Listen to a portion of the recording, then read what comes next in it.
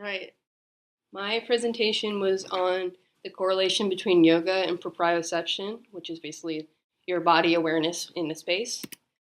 I was interested in this topic because I have struggled with balance basically my entire life, and I was wondering if there was any correlation between like practicing yoga and improving proprioception and balance.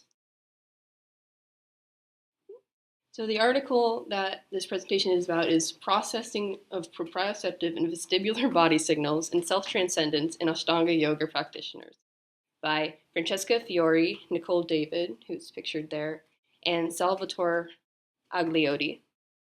It was in Frontiers in Human Neuroscience in 2014, and it is a collaboration between 2 universities in Italy and 1 university in Germany. So the design collected data from 21 Ashtanga yoga practitioners from 2 local schools in Rome, as well as 22 people who had never participated in any type of yoga or meditation as a control group.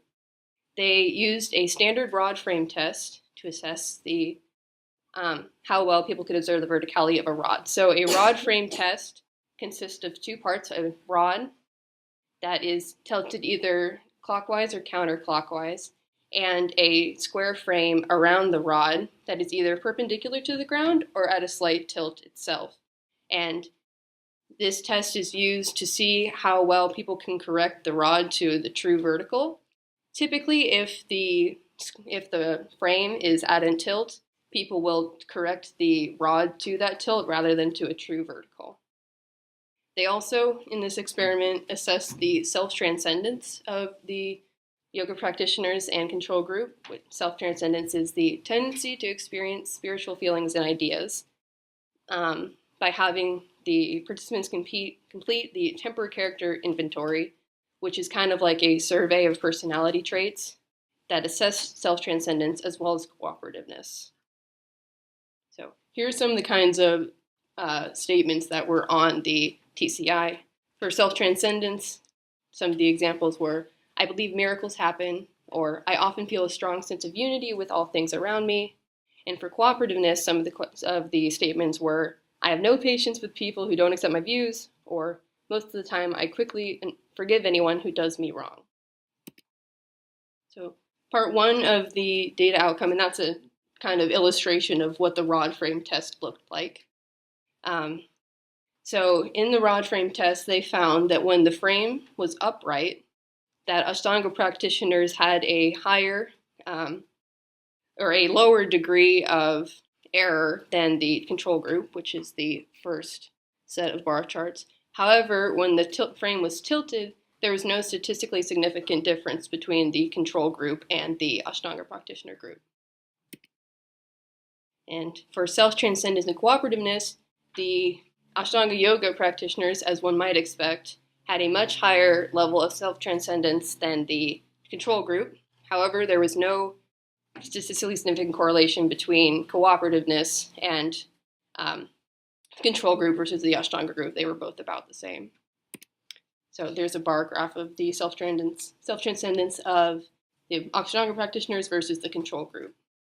With the Ashtanga practitioner group, they also found an inverse correlation between the degree of error in the rod frame test and the self-transcendence of the Ashtanga practitioner. So if someone was more self-transcendent, they had a lower degree of error on the rod frame test.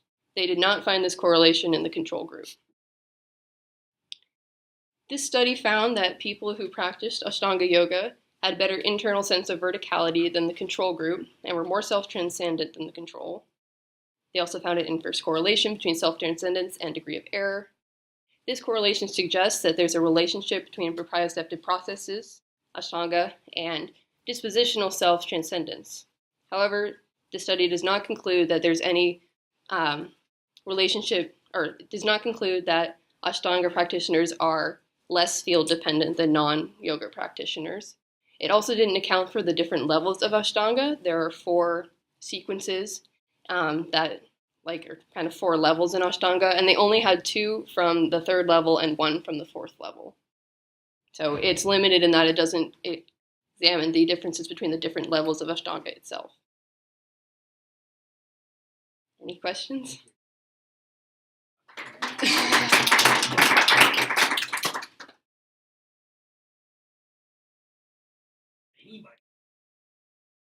Yeah, they said there were 2 schools in Rome that they recruited from, so. Yeah, pretty. Yeah. Did they speculate at all why there was correlation to, is correlation implying causation or not? It's correlated.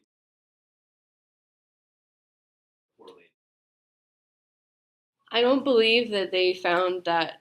I think in the discussion of this article, they were talking about how there were not many conclusive um, results from this particular experiment. They would need to go more deeply into the different levels of Ashtanga, as well as um, they note that there's a correlation between dispositional self-transcendence, which is like your inherent nature to be self-transcendent, and since yoga incorporates that kind of like thinking and lifestyle, it's very likely that people who do yoga are just more likely to be self-transcendent than people who don't do yoga in the first place.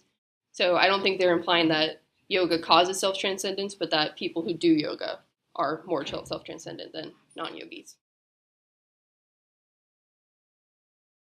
All right. Any other questions?